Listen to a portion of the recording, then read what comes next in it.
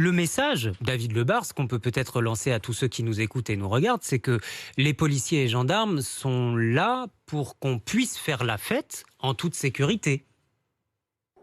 Bien sûr, mais la fête dans les règles qui ont été dictées par le gouvernement. Donc Alors la justement, fête en groupe sur la voie publique, ce ne sera pas voilà. une fête qui sera tolérée dans plusieurs endroits du territoire. Alors, dans les bars, on peut encore trinquer debout, encore ce soir, mais on ne peut pas danser. À Paris, il faudra avoir quitté les lieux à 2 heures au plus tard.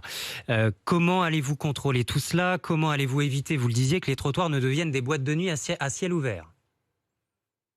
Alors et d'abord, on va compter sur la responsabilité des gérants de ces établissements. Ils ont une lourde responsabilité aussi, c'est sans doute beaucoup sur leurs épaules, mais il faut que les gérants, les responsables d'établissements prennent en compte le fait qu'ils sont eux-mêmes responsables du fait de faire sortir leurs clients dans les règles et dans les horaires qui ont été fixés par les préfets. Et puis s'il y a des exagérations et que ces mêmes gérants sont en difficulté avec leurs établissements, bien évidemment, la police ou la gendarmerie, nous serons là pour pouvoir faire en sorte que ça se passe au mieux. Il y a des amendes pour les gérants qui ne respecteraient pas ces règles, des amendes aussi pour les clients qui se rassemblent Oui, sur les trottoirs. oui, il y a Euh, des amendes, mais et vous les dresserez? La consigne ça, a ça va été être de une des les difficultés de la dresser, soirée, pas de vous savez. pédagogie?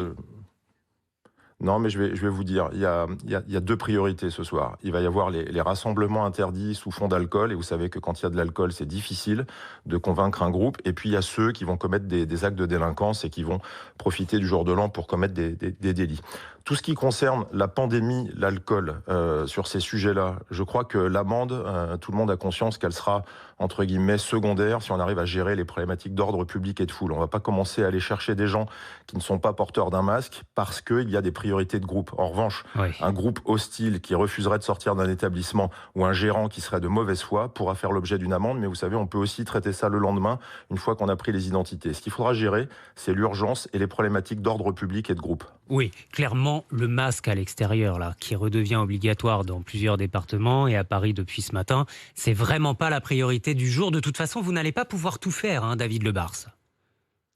Non, puis c'est surtout que, imaginez une patrouille de policiers qui aurait à l'idée de venir verbaliser une personne sur la voie publique qui n'a pas son masque, vu le nombre de personnes ou de situations qu'on risque de gérer. Bien évidemment, ça risque d'être secondaire. Il faut être lucide, il y aura de la pédagogie, on essaiera d'inciter les gens à porter le masque, mais on n'est pas là pour distribuer des PV individuels, on est là pour gérer les grands ensembles.